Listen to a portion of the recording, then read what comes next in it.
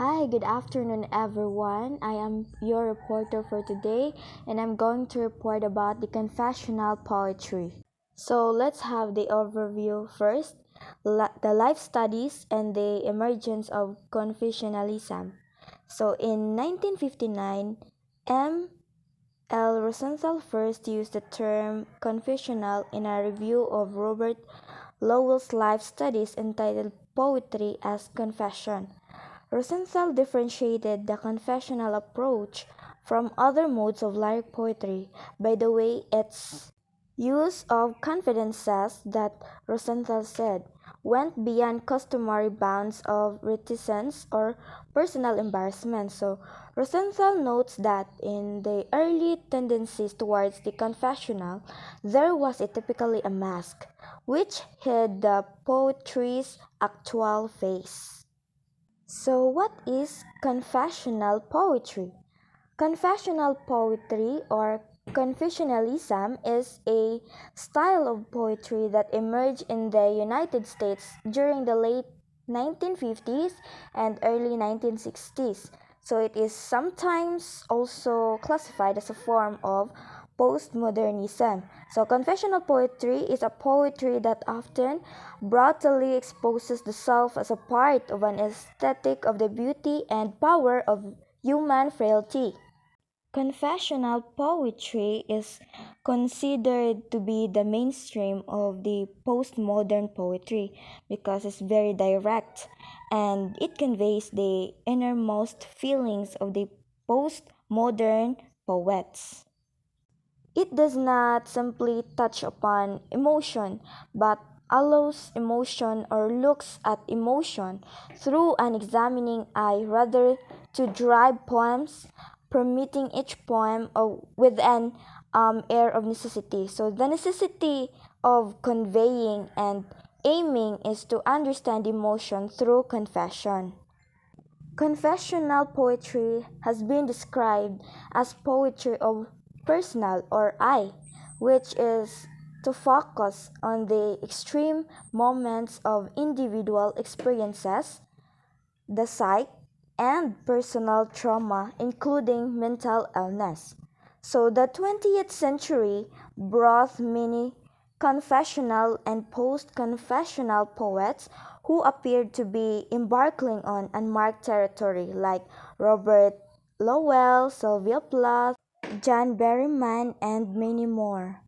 Here are some famous writers in confessional poetry. First, Robert Lowell. Robert Traill Spence Lowell IV, born on March 1, 1917, and died on September 12, 1977. He was an American poet. He was born in Boston Brahmin family. His family from past and present times were important subject in his poetry. Lowell wrote in both formal metered verse as well as free verse.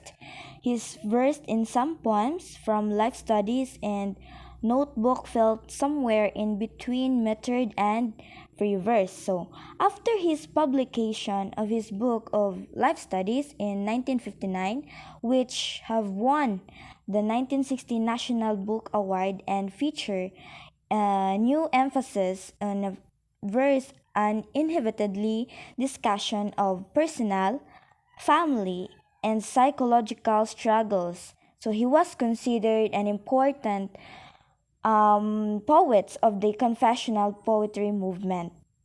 Robert Lowell's notable works are Lord Weary's Castle, Life Studies for the Union Dead, and The Dolphin on 1973. One of his notable works is the Life Studies. Life Studies is a collection of Robert Lowell's poems. I will discuss to you the content of his writing in Life Studies from part 1 to 4. So part 1 of the book contains 4 poems that are similar in the style and tone to the poems of Lowell's previous books, The Mills of the Cavanaghs and Lord Weary's Castle. They are well polished, formal in their use of matter, and rhyme, and fairly impersonal. So this section can be interpreted as a transition section, signaling Lowell's more away from Catholicism, as evidenced by his first books of poem, which is Beyond the Eye. Then the part 2 contains only one piece, which is titled 91 Reverse Street, and is the first and only significant passage of prose to appear in one of Lowell's books of poems. So it centers with the intricate details on Lowell's childhood when his family was living in Boston's Beacon Hill neighborhood at 91 Rivers Street. Next, the part 3 contains odes to four writers: Hart Crane, Delmore Squarts, George Santayana, and Ford Madox Ford. So at the time that Lowell published this poem, only Squarts was still alive, except of Hart Crane. Lowell knew all of them personally and considered them to be his mentors at different stages of his career. Lastly, Part 4 contains the majority of the books of poems and is given the subheading of life studies, so these poems are the ones that critics refers to as confessional. So these confessional poems are the ones that document Lowell's struggles with mental illness and include pieces like Skunk Hour and many more. But however, the majority of the poems in this section revolve around Lowell's family or troubled marriage of his parents. Next famous writer is Sylvia Plath. Sylvia Plath, born on October 27, 1932, and died on February 11, 1963. She was an American poet, a novelist, and a short story writer. She was born in Boston, Massachusetts, U.S. Sylvia Plath is credited with advancing the genre of confessional poetry and is best known for two of her published collections. These are the Colossus and Other Poems in 1960 and Ariel in 1965, as well as The Bell Jar, a semi-autobiographical novel published shortly before her death in 1963. The poems of Sylvia Plath were published in 1981, which included previously unpublished works, and was awarded a Pulitzer Prize in Poetry in 1982, making her the fourth to receive this honor posthumously. One of her famous poems is The Colossus. I will read to you the poem. I shall never get you put together entirely, pieced, glued, and properly jointed. Mule bray, pig grunt, and body crackles proceed from your grit lips. It's worse than a barnyard. Perhaps you consider yourself an oracle, mouthpiece of the dead or of some good or other. 30 years now I have labored to dredge the silt from your throat. I am none the wiser. Scaling little ladders with glue pots and pails of Lysol, I crawl like an ant in mourning over the weedy acres of your brow to mend the immense skull plates and clear the bald white tumuli of your eyes. A blue sky out of the Oresti arches above us. Oh, Father, all by yourself. You are pitchy and historical as the Roman Forum. I open my lunch on a hill of black cypress.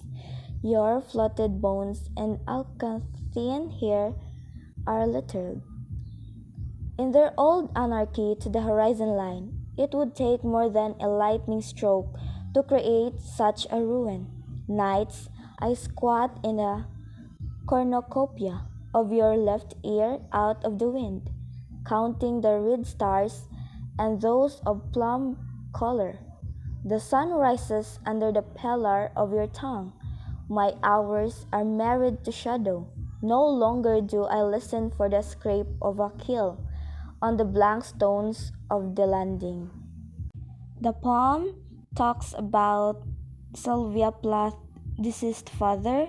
Then the Colossus is addressed to an unspecified listener who exists as a huge statue. Another famous writer is John Berryman. John Allen McUppen Berryman, born on October 25, 1974, he was an American poet and also a scholar. He was a major figure in American poetry in the second half of the 20th century and is considered a key figure in the Confessional School of Poetry. His best-known work is the Dream Songs. He was awarded a National Book Award, Pulitzer Prize for Poetry, and Bollingen Prize. The Dream Songs by John Berryman. Actually, this is just a analysis of the poem The Dream Songs.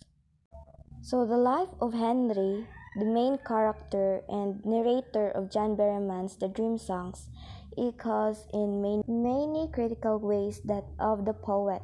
Most notably, Henry's father's suicide is a recurring preoccupation of the poems. Repeatedly, Henry revisits his father's death, seeking ways to cope with the loss. Like Henry's father, Berryman's father shot himself and his mother remarried quickly, and Berryman, born John Allen Smith, took his stepfather's name. Henry, in the Dream Songs, laments the deaths of several of these promising and still young poets. Berryman did not know Plath, but her death by suicide touched him deeply and is the subject of several of his poems. Squires and Jarrell were close friends of both Berryman and Henry, and their suicides are lamented in the poetry. Read as a whole. The poem cycle represents a literary history of the period as well as an extended and emotional elegy that underscores the tragedy of the deaths. That's all from my report. Thank you and God bless.